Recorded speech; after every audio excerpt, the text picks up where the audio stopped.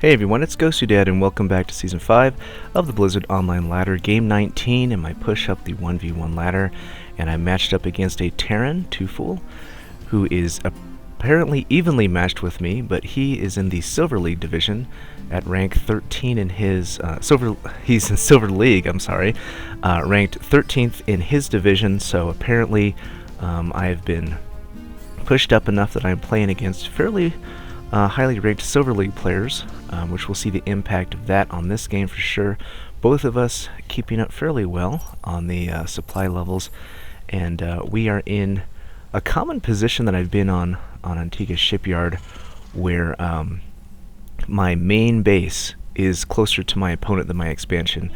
As you see that I am here in the lower right hand position with my expansion being away from my opponent, whereas tofool is in the left-hand position where his expansion is towards his opponent, which we've mentioned that there are some advantages to that.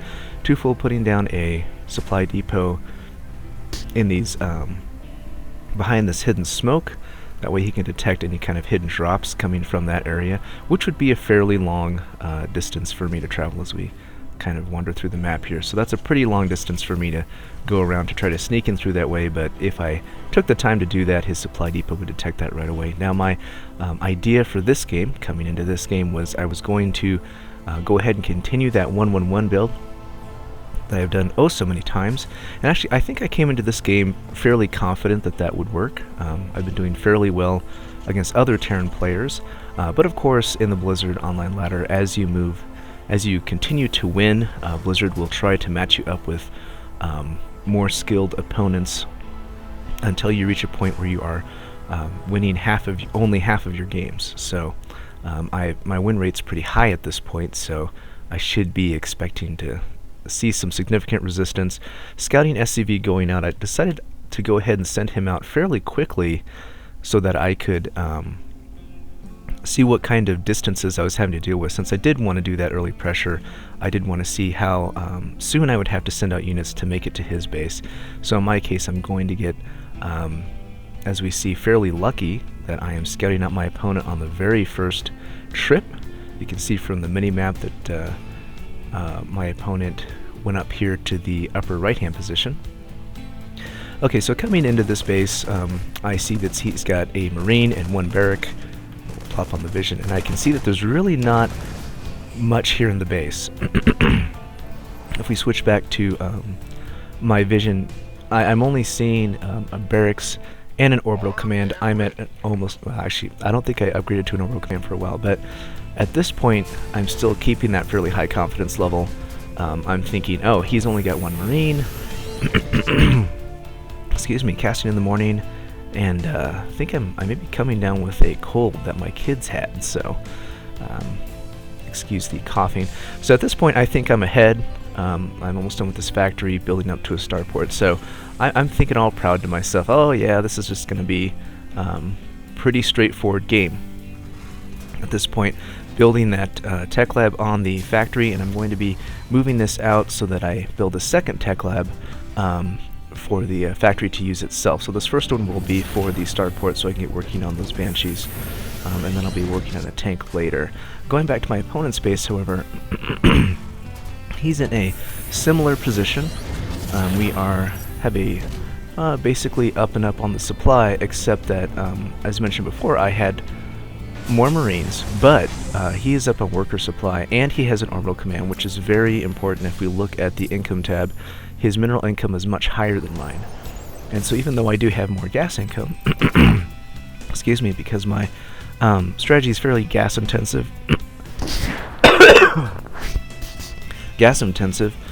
with both the Banshees and the siege tanks, he does have a mineral advantage on me until I upgrade to that orbital command. And building out his first tank, not quite started up on siege mode, but now this I found very interesting. So he has set his buildings, instead of having a wall up at the front, which I've mentioned in previous casts, can be a disadvantage in Terran versus Terran, because you have production structures that are within the striking range of siege tanks that are parked on the low ground. He's placed these bunkers in the back. Now the other advantage of this is that my units will not be able to see that there are bunkers up here until they've crested the top of this entrance ramp, at which point they will find themselves in a concave of sorts, especially with this tank. So he's moving on to 2 barracks, 1 factory. Now, one of the things that's an advantage for him here is that he is able to take advantage of that heavier mineral income. With both of these barracks out, he'll be able to pump out Marines at a pretty good clip, and he won't have any air to counter my Banshee, for example, but he's able to create more Marines than I will. I think somewhere in here I got supply blocked. Yeah, you can see I'm supply blocked, so I just start researching things, putting down tech labs. I should be producing more unit producing structures. That's very important, but I don't do that. So this group comes up here, checks out the tower, and they wait here for quite a bit. So the longer that, and this is, I don't know, I guess kind of a good point to remember, that when you're trying to do some kind of pressure on your opponent or some kind of attack from your base to their base, the longer that you wait, your units will already be at a disadvantage. Let's just say that his units stay at home, which, I mean, his units are staying at home. Your units will be at a disadvantage going to his base just because they have to travel to his base. And in the time, I mean, if you take all of your units, all of your attacking units, in the time it takes to travel to his base, he will start to build he will start to build units, so you will be at a disadvantage. So the longer that your units I should have killed him. Come on. Oh, he wants to. The longer that your units kind of take their time getting to that base, the more likely that your opponent will have be at an even greater advantage. So really, these units need to go home at this point. They're damaged, and even with the second Banshee, these Marines will take maybe 1 or 2 hits from a tank and be completely disintegrated. And at this point, he's already built a starport. He's built a couple of missile turrets and bringing in this Viking. So that's pretty much, and missile turrets in the back. So I'm not quite exactly sure when he built those missile turrets, but you can see here's a Terran player who's, wow, whoa, kaboom. This is a Terran player who is prepared for that, for early aggression into the base. You can see his buildings aren't quite, to the edge here. He's pulled them back a little bit ways. As I mentioned before, he was kind of prepared for drops, had the supply depot here behind that smoke, and he's got some missile turrets to kind of generally cover the base, definitely cover the mineral line. Now, he's got his supply depots behind the mineral line. This makes it harder for units to drop, Marines to drop behind the mineral line, and so he's really prepared for that aggression onto this base. Now, he's building a reactor, which he'll use to pump out Vikings. And one of the common Terran versus Terran strategies is to go for Marine tank Vikings. So the idea is that you're building tanks to establish that ground control, and then you're building Vikings to extend the tank's vision. Tanks can attack, as you know, that tanks when sieged up have a greater attack range than a vision range, and the Vikings allow the tanks to see up into the high ground. And as you can see here, they're not quite hitting any buildings, but these Marines covered by these tanks will be able to do quite a bit of damage. So here's just one Viking. Let's check out the unit tab and see how many Vikings he has. So he only has he has 2 Vikings, and I have he has 2 Vikings, and I do have 1 Viking here that is not going to last very long against these 2. But so at this point, he has vision onto the high ground with the tanks. So you can see these Marines are just going to have a lot of trouble there. This SCV was actually just there to repair that Banshee. So now, one thing that's interesting, these Marines are actually on hold position, which is interesting. Without vision, they can't see these Banshees, but now they move out. So I was able to get a couple of tank kills off. Excuse me. But if we look at that supply tab, he is significantly ahead of me in army at this point, double on the army supply, and about 50% greater on that worker supply. And he has started to expand here in this lower left-hand position now. His orbital just finished. Mine's not orbital. Command center is just finished. But my units are just sitting here, so I'm not taking advantage of that. Starting to bank up lots of minerals. So really, at this point, I should be. I think at this point I don't realize how few tanks he has. He only has 2 tanks at this point. But from my point of view, I really can't tell that.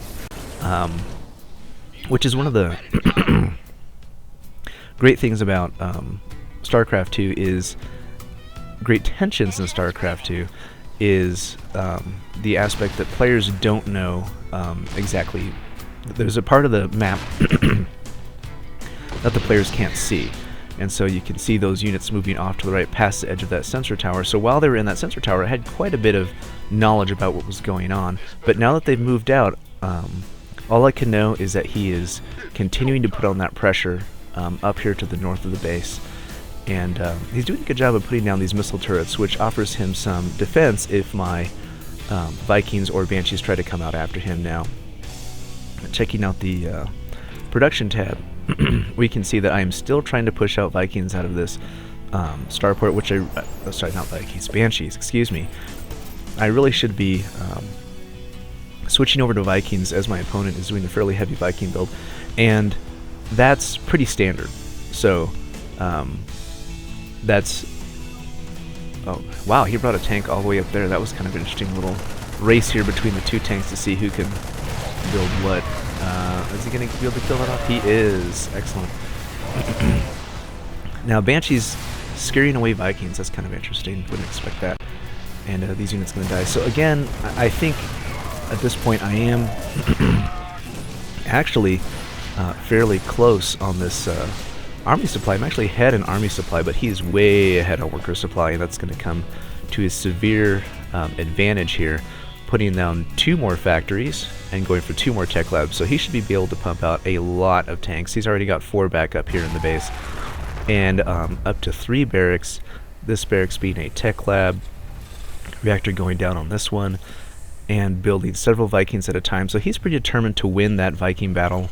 Looks like no upgrades have been done at the engineering bay. I have an armor upgrade coming for myself, which that's another thing to kind of... there's so many things to learn from this game. So here I am researching an armor upgrade for infantry, but if we look at the unit tab, I really don't have that much infantry.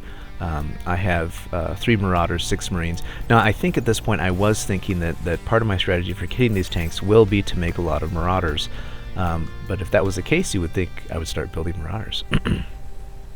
Back at the main base, I'm starting to whittle my way through this first mineral line, and this is a 17-minute mark. So if we've been keeping up on our SCV production, by the 17 mark, we're like well beyond the stage of being able to survive off of one base. So I really should be expanding and making use of that extra mineral line. And you can see I've only got a few SCVs. Most of the mules are down here, which is good.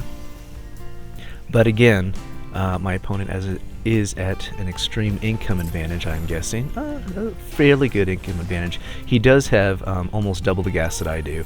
Now, he has expanded to this third, and that's yet another wonderful thing to learn about this game, is that when you are ahead, to keep pressing that advantage. And most people, when they think of that, they think, oh, I need to press my army advantage.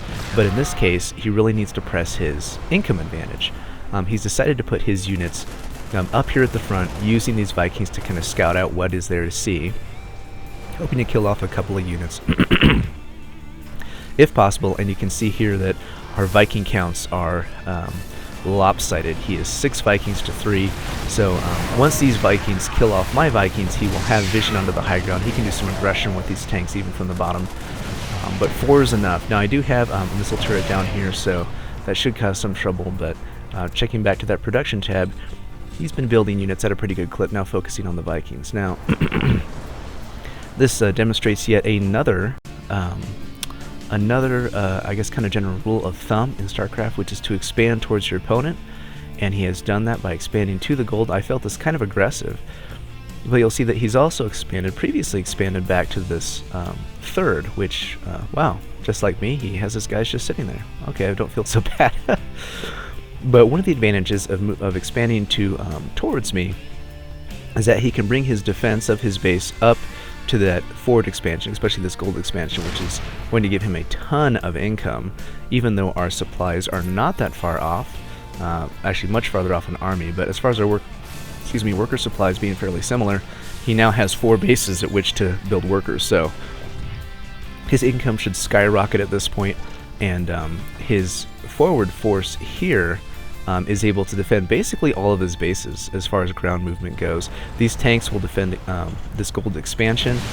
These Vikings continuing to put pressure See, now look at that. This is me not knowing how to play Terran. See, my tanks are actually not in range of his 2 tanks, and his tanks are not quite in range of my tanks either.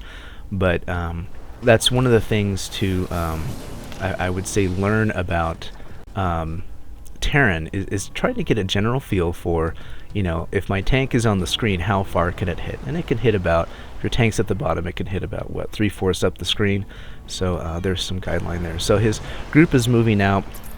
He has a pretty high army supply advantage, even though our worker supplies are the same. He's still not making use of this 3rd expansion here, but he's going to be able to put a tremendous amount of pressure by putting these tanks over here on this high ground. See, he's able to hit quite a bit into this, you know, halfway up this ramp is covered. I'm not sure why I'm moving my tanks up there. This doesn't make any sense at all. So that's just a loss, just a complete waste right there. A couple units just hanging out. Now, at this point, I think I've already scanned this area. Let me pause real quick and check out my vision here. Yeah, I've scanned this area, so I know that he has an expansion there.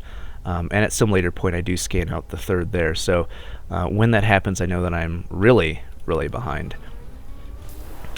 Which I was, you know, pretty much under that assumption already. Now, this was kind of an interesting move. He lands his Vikings to kill off a tank, which, you know, in some cases, that seemed, I mean, to me, it was like, oh, that seemed like quite a waste.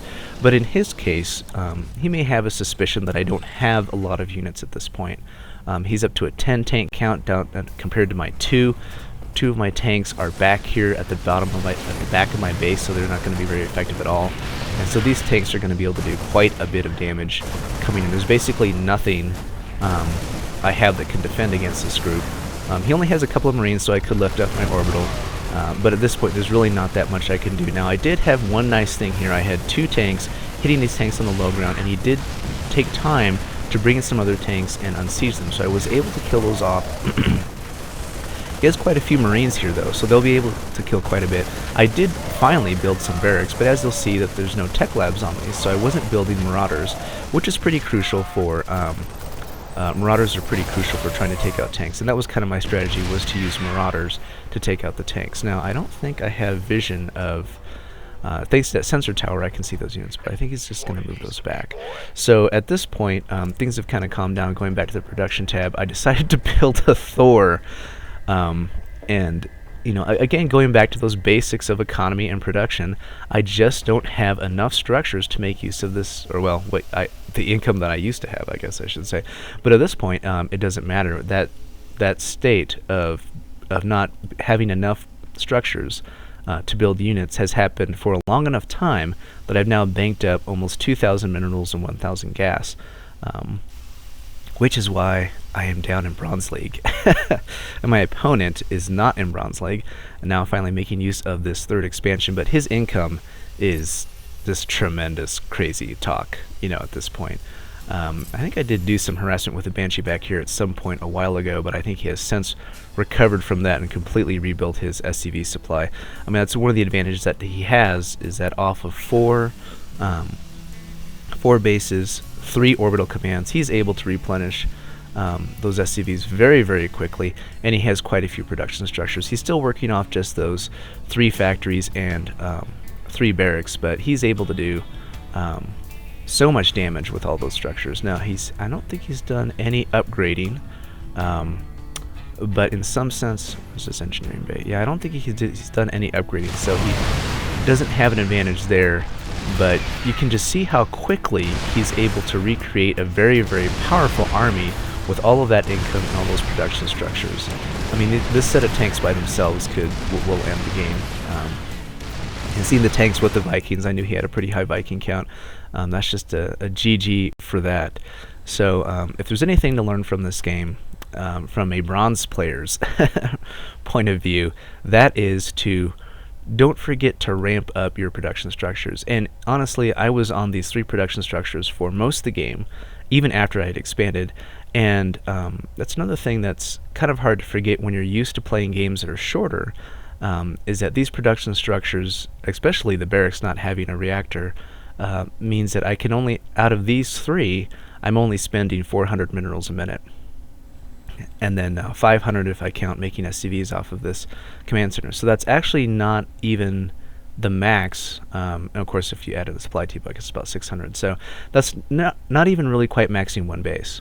So definitely if you're moving out to 2, as I did here, I should be ramping up to double this production, which would be, this was, what did we say, this was 400 minerals, so I should be building, I mean, at least 4 barracks, and if I really wanted to max things out, this extra base would give, a maxed out mineral line would give me about 700, so I could build 7 more barracks, if I really wanted to take advantage of that maxed out base, and especially when you're behind, and you've banked up a lot of stuff. I mean, this is a terrible position to be in, because this means that, you're basically not taking advantage of your full capability. And so, you know, we can imagine this particular battle, this particular situation. What if I had 20 marauders here that could run into this tank line and cause some damage? Or what if I had, I don't know, probably not 20, maybe, was it 15 Vikings, something like that? I could completely kill off this Viking group, send my groups up here, and attack from the high ground onto these tanks. Now, likewise, I could be expanding as well. So, seeing a lot of economy and production deficiencies on my part. This sensor tower, very, very valuable in this game. That's one of the reasons why I built it fairly early, as I was able to see, you know, him moving out and him, you know, trying to put that contain on the base and attack over here. I didn't need vision over to this area because the sensor tower basically gave me vision over here to see that he was doing something or he was moving around. It even gave me a little bit of an ability to see that he was over here at the gold. So even though I did a scan there, and I think I did a scan over here fairly recently, that sensor towers are just amazing as far as visibility goes. But yeah, apparently all those wins with the Build Your Own Banshee mode has thrust me into silver, into that silver range where players go standard and know how to expand and stuff. So it'd be interesting to see where I place at the beginning of next season. I wouldn't be surprised if I'm still in bronze. That would not be a surprise, especially after a game like this. But this is standard play, ladies and gentlemen. Tank Viking in TvT. So very, very good for my opponent. And this is GosuDad signing off, and we'll talk to you guys next time.